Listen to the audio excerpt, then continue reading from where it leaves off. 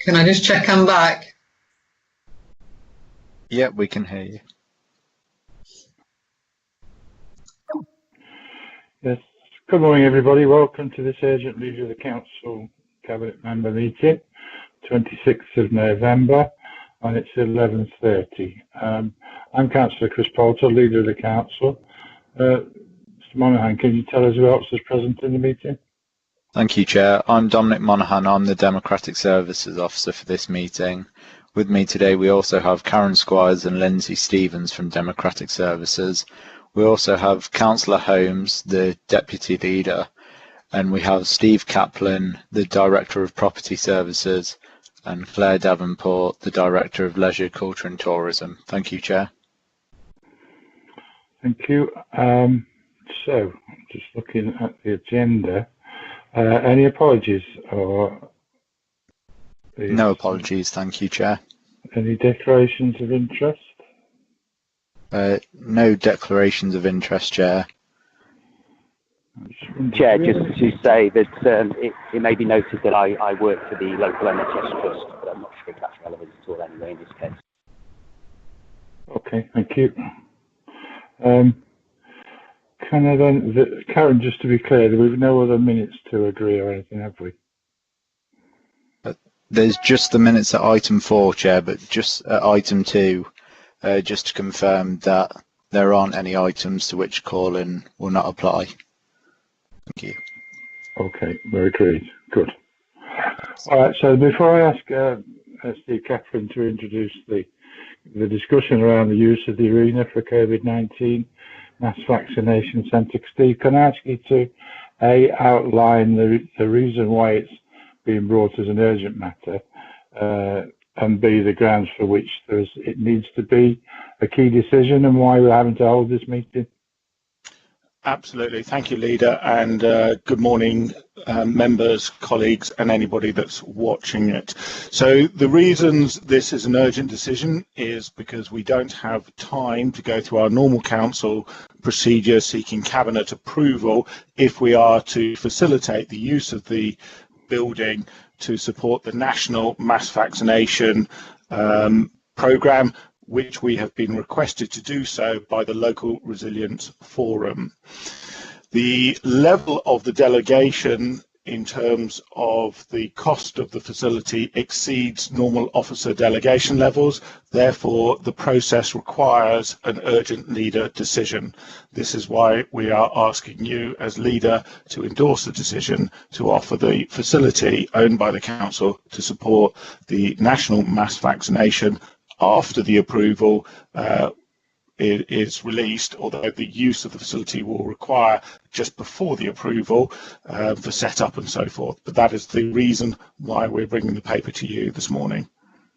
Okay, that helps for openness and transparency in these circumstances. So, Steve, will it be you that's leading on presentation of the report? Thank you, Leader. Yes, I'll be happy to do that. And we have Claire Davenport, a colleague and Director of Leisure Services, who operates the building, on the call to help and offer any other supporting information regarding the use of that facility. So the background, as we've just mentioned, will release this property, which is currently not being used due to the current lockdown, so it is effectively closed for public use at the moment.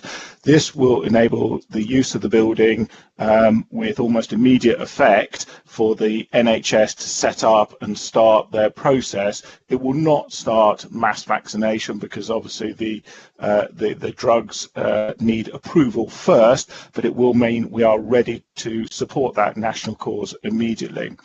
Within the paper, we have reserved rights to the council to allow the use of the property come local elections in May, assuming we are still required to offer the building for the mass vaccination facility. We are also working with our NHS colleagues to facilitate the retention of certain parts of the building in a COVID secure way so that our current customers using the gym and any other facilities can do so in a completely safe environment. We will also be working with Derby County Football Club next door to ensure there aren't any risks of cross transfer of diseases or interaction by the use of the property and visitors to the football if that is then released under the new tier system. We haven't agreed the financial figure as yet because we are still working on that, and that is to be agreed with the NHS. However, it is intended that it will cover the appropriate costs of running the facility during that period on a full recharge basis.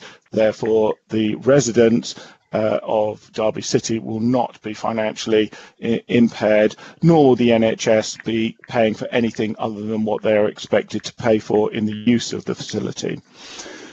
There are no legal rights of permanence created by this property transaction. It is a license to occupy. That means it's a permission to enter and use the facility together with the council.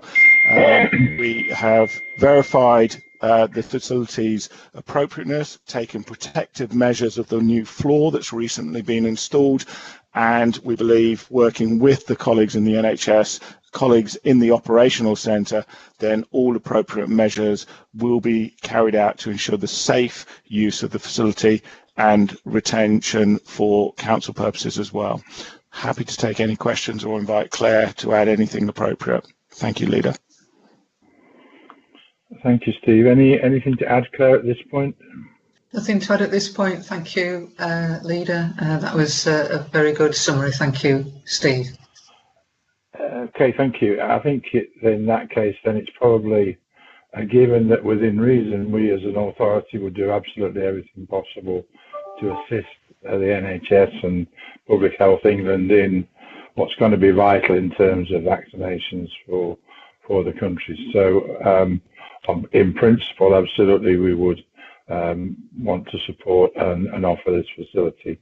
Just a couple of questions from me, and I hear the fact that you're still working out and understanding what costs and what issues need resolving, but can I take an assurance that the outcome will be that the local authority and the Derby taxpayers won't be required to foot any of the bill for provision of this vaccination process? And the second question was just around if we do retain other activities at the velodrome, are we completely content we've got suitable socially distanced access and exits and separation for that purpose?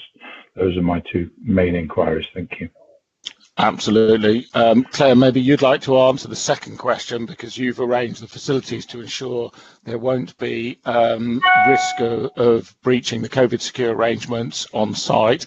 I've been working very closely with finance colleagues over the past week who have been doing a lot of due diligence to ensure all costs are going to be covered, and there will be a series of additional costs outside of the license agreement on a sort of pay as used basis, for instance stewarding and marshalling, car parking, potentially cleaning, catering, reception facilities, wear and tear and so forth will all be covered to protect the council's interest and asset, so that when it is handed back we'll be in a position ready to reuse it as quickly as possible for public use, assuming that's where we are in the future. And I'll hand over to Claire. Before we conclude, I'm sure I remitted to read the two recommendations, and perhaps maybe we'd do that just at the end for clarification, if that's all right, Leader. Thank you. So picking up on the second point, I can confirm that we've got a great operational team working on this down at Derby Arena, and also working with colleagues across the council and with our core partners who are NHS, the police, the army, and we will have put systems in place that will enable the operation of the vaccination centre to run alongside the existing operation of some of the facilities that we would offer leisure use for, things like the gym or group exercise classes. And there are exits and entrances that will allow these to be separated in a COVID secure way, and other operational procedures will ensure that appropriate measures are in place to keep public as safe as possible.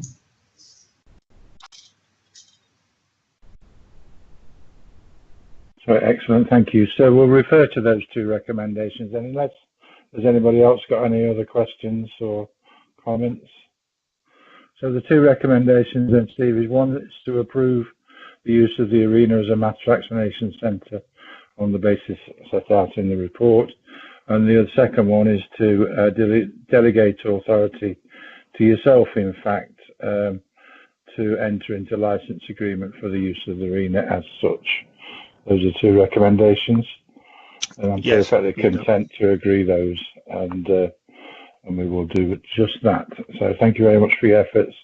Claire, please thank the staff for their efforts in building towards this provision, which we hope can be up and running as soon as the vaccine can get licensed and we can make the arrangements. Thanks everybody for their time. I think that concludes the business of this urgent leader meeting. Thank you.